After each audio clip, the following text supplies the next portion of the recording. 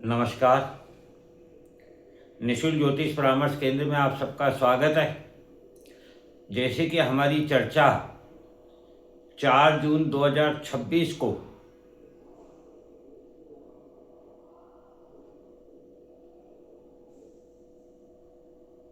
भगवान कृष्ण के द्वारा जो विराट स्वरूप दिखाया जा रहा है और दुनिया के लिए जो संदेश है उस पर चल रही है, और इसमें हमने 4 जून 2026 को बनने वाले लग्न के अनुसार इसको हम समझने का प्रयत्न कर रहे हैं, जिसमें हमने उस समय को लिया, पक्ष को लिया। कृष्ण पक्ष है, चतुर्थी है, वैश्य वर्ण है, मानव गण है, इसको समझा। लग्न को समझा, लग्न में कर्क राशि है उसको समझा, लग्न में गुरु स्थित है उसको समझा। फिर हमने द्वितीय भाव में सिंह राशि में केतु है उसको समझा, अष्टम भाव में कुंभ राशि में राहु है उसको समझा। फिर हमने मकर राशि सप्तम भाव में चंद्रमा है उसको समझा, नवम भाव में मीन राशि में शनि है उसको समझा। अब 4 ग्रह बसते हैं, मंगल, सूर्य, शुक्र और बुध। आज हम मंगल और सूर्य को समझेंगे और अगले एपिसोड में शुक्र और बुध को समझेंगे कि वह 4 जून 2026 को कैसा प्रभाव इस दुनिया को देने वाले, संसार को देने वाले हैं। तो जैसा कि हमने कहा, गुरु को हमने यहाँ भगवान कृष्ण माना है और मंगल को दुर्योधन, क्योंकि मंगल के पास ऊर्जा है, दुर्योधन के पास शक्ति है किंतु बुद्धि नहीं है।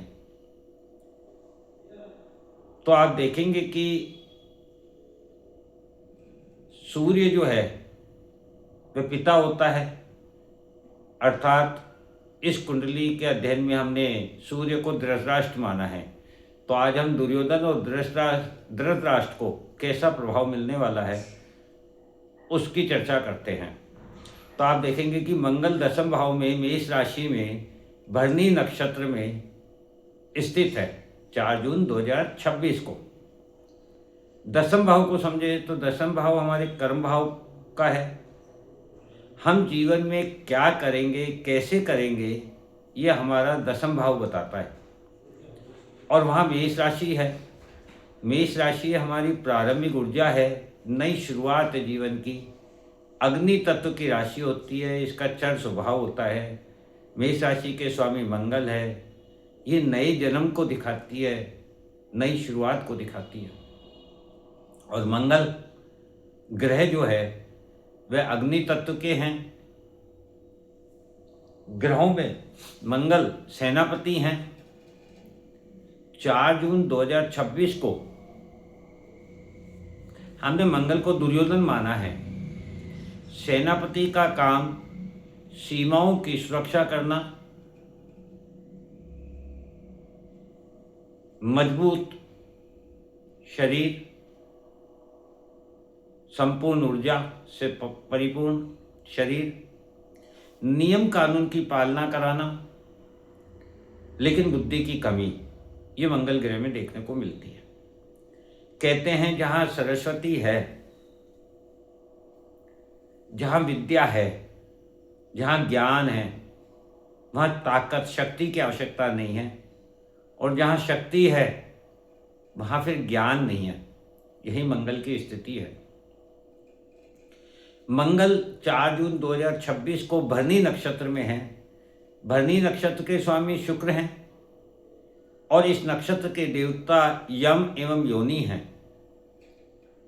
यमलोक जो मृत्यु लोक है उसके स्वामी यम हैं, यमराज जिसे हम कहते हैं।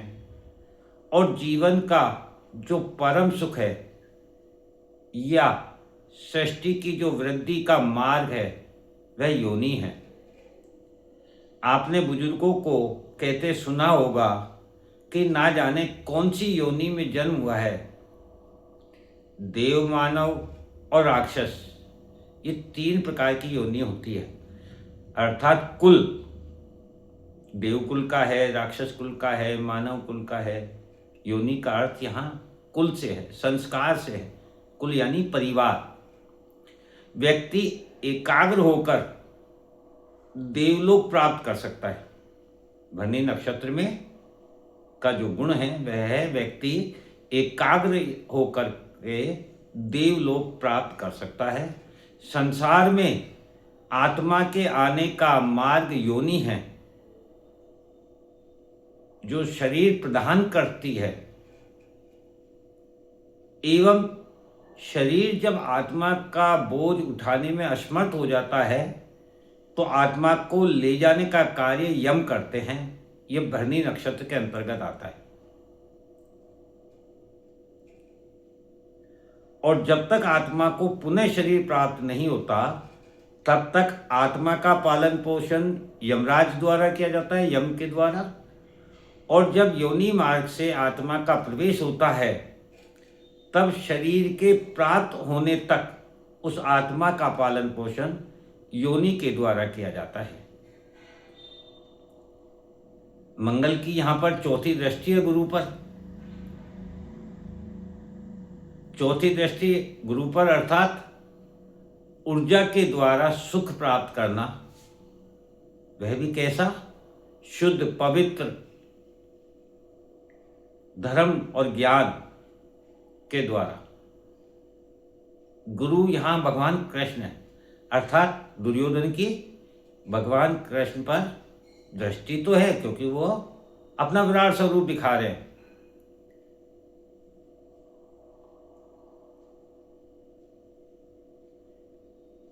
इस मेष राशि में दसम भाव में मंगल के होने और भरणी नक्षत्र में होने और मंगल की चौथी दृष्टि गुरु पर होने का जो निष्कर्ष निकला वह यह है कि मंगल जो कि दुर्योधन है वह भगवान कृष्ण है। दुर्योधन को भगवान कृष्ण अपना विराट स्वरूप दिखाकर जीवन की नई शुरुआत करने, ऊर्जा और शक्ति का उपयोग अपनी सीमा की सुरक्षा हेतु, नियम कानून की पालना करने हेतु समझाना चाहते हैं कि यम और योनि दोनों का काम आत्मा के पालन पोषण का है, ना कि मन के सुख का। क्योंकि शरीर तो नश्वर है तो शारीरिक सुख भी नश्वर है। असली सुख ब्रह्मांड के उस ज्ञान को जानना है जहाँ आत्मीय सुख अर्थात आत्मा का पालन पोषण हो सके। ये भगवान कृष्ण अपना विराट स्वरूप प्रकट करके संदेश देना चाहते हैं 4 जून 2026 को। क्या कोई शक? अब सूर्य की चर्चा करते हैं तो यहाँ सूर्य एकादश भाव में वृष राशि में रोहिणी नक्षत्र में है 4 जून 2026 को। एकादश भाव के हमारे कर्मों का फल दाता है, जिसमें धन लाभ के साथ समाज से संबंध को भी देखा जाता है। यह भी हमारे जीवन का कर्म लाभ है, कर्म फल है। अब वहाँ वृष राशि है तो वृष राशि के स्वामी शुक्र है, जो भक्ति के द्वारा प्रेरणा शक्ति प्राप्त करने की है। कमजोर एवं हारे हुए व्यक्ति की प्रेरणा शक्ति बनने हेतु भक्ति द्वारा संजीवनी प्राप्त करने की वृष राशि है। ऐसा वृष राशि का प्रभाव मिलता है। यह वृष राशि भूमि तत्व की होती है, स्थिर स्वभाव की होती है। वृष राशि का प्रतीक चिन्ह बैल है, जो अपनी स्वच्छ छवि एवं शांत स्वभाव के साथ निरंतरता के साथ अपना कर्म करके लक्ष्य को प्राप्त करता है, किसी से कोई शत्रुता नहीं रखता है। ऐसा बैल का स्वरूप होता है। समाज के सुख एवं वृद्धि विकास के लिए निरंतर कार्य करता है।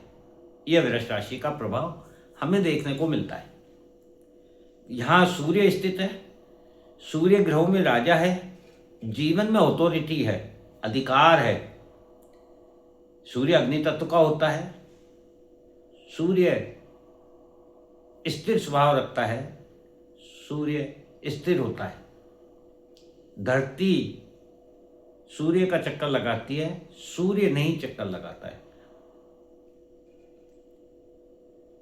जो स्वयं में इतनी आग रखता है कि संपूर्ण ब्रह्मांड को प्रकाशित करता है, प्रकृति के पालन पोषण की व्यवस्था करता है सूर्य। सूर्य आत्मा है, सूर्य समय है, समय का महत्व सूर्य के उदय और अस्त के द्वारा समझाता है कि जीवन में आत्मा का आना जाना लगा रहता है, कुछ भी स्थायी नहीं है आत्मा के अलावा। स्थायी क्या है? आत्मा। सूर्य 4 जून 2026 को रोहिणी नक्षत्र में है। रोहिणी नक्षत्र को समझते हैं कि रोहिणी नक्षत्र के स्वामी चंद्रमा हैं। रोहिणी नक्षत्र सुंदरता का प्रतीक है, जैसा कि चंद्रमा सुंदरता का प्रतीक है। इसका रोहिणी नक्षत्र का जो प्रतीक चिन्ह है वह है रथ, अर्थात सम्मान। इसमें जो गुण है वह बताता है कि स्त्रीत्व गुण के द्वारा पुरुषत्व गुण को आकर्षित करने की क्षमता रखता है रोहिणी नक्षत्र। रोहिणी नक्षत्र की प्रेरक शक्ति मोक्ष है, मुक्ति है। रोहिणी नक्षत्र जन सहायता करना का गुण रखता है और स्वार्थ के लिए जीना अवगुण है। रोहिणी नक्षत्र का गुण है जन सहायता करना, स्वार्थ के लिए जीना इसका अवगुण है। अब यहां पर शनि की तीसरी दृष्टि आ रही है सूर्य पर। तो शनि की दृष्टि क्या बताती है? शनि कर्म एवं कर्मफलदाता है। तीसरी दृष्टि पराक्रम करते समय कर्मफल का ध्यान विचार करने को बताती है कि हम जो कर्म करने जा रहे हैं उसका कर्मफल हमें जो प्राप्त होगा वह कैसा होगा। 4 जून 2026 को अब इसका निष्कर्ष यदि हम निकालें, सूर्य का वृष राशि में एकादश भाव में होने का, रोहिणी नक्षत्र का, तो ये बता रहा है कि 4 जून 2026 को भगवान कृष्ण अपना विराट स्वरूप दिखाकर धृतराष्ट्र, क्योंकि हमने यहाँ सूर्य को पिता माना है और पिता किसका? मंगल का, दुर्योधन का, वह धृतराष्ट्र है। तो धृतराष्ट्र रूपी विश्व में स्थित राजा जितने भी हैं, अधिकारी हैं, पदाधिकारी हैं, सम्मान्य व्यक्तियों को समझाना चाहते हैं कि जन सहायता करके ही पद एवं सम्मान प्राप्त किया जा सकता है। पुत्र मोह एवं माया मोह से में रहने पर संपूर्ण कुल का नाश होता है। पद एवं सम्मान के लिए स्वच्छ छवि, शांत स्वभाव एवं बिना भेदभाव बिना शत्रुता के समाज के सुख एवं वृद्धि के लिए निरंतर कर्म करना चाहिए। आत्मीय सुख के लिए कर्म करें, क्योंकि शरीर में जो मन है वह तो नश्वर है, शरीर भी नश्वर है। भगवान कृष्ण का विराट स्वरूप प्रकट होने पर क्या कोई शक, कोई गुंजाइश? अभी तक के 7 ग्रहों की हमने चर्चा की, लग्न की चर्चा की, नक्षत्रों की चर्चा की। सभी यही बता रहे हैं कि भगवान कृष्ण इस दुनिया को कुछ संदेश देना चाहते हैं, कुछ बताना चाहते हैं, समझाना चाहते हैं, परिवर्तन लाना चाहते हैं। कर्क लग्न वाले इस पूरे विवरण को समझ सकते हैं। ये कर्क लग्न पर ही आधारित है। बाकी की राशियों के लिए हम अलग से चर्चा करेंगे। अब 2 ग्रह बचते हैं, शुक्र और बुध। उसकी चर्चा हम अगले एपिसोड में करेंगे। जय हिंद, जय भारत।